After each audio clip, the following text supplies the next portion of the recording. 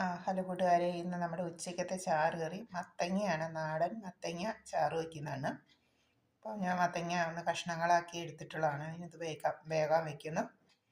പിന്നീട് ആവശ്യത്തിന് തേങ്ങയും കാന്താരിമുളകും അല്പം ജീരകവും ഒരു ചുവന്നുള്ളി ഒരിതള് വെളുത്തുള്ളിയും കൂടെ നമ്മൾ നന്നായിട്ട് കുഴമ്പ് രൂപത്തിൽ അരച്ചെടുക്കുന്നു. നന്നായിട്ട് വെന്തുടഞ്ഞ് കഴിയുമ്പോൾ നമ്മൾ തവി കൊണ്ട് അങ്ങ് ഉടച്ചെടുക്കണം.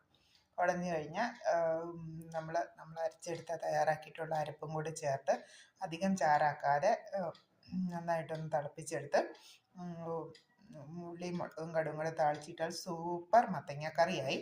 അത് കൂട്ടി നമുക്ക് ഒരു പ്ലേറ്റ് ചോറ് നമുക്ക് ഈസി ആയിട്ട് നമുക്ക് കഴിക്കാൻ പറ്റും. മത്തങ്ങ വളരെ ആരോഗ്യത്തിനും വളരെ നല്ലതാണ്, ശരീരത്തിനും വളരെ നല്ലതാണ് മത്തങ്ങ കറി.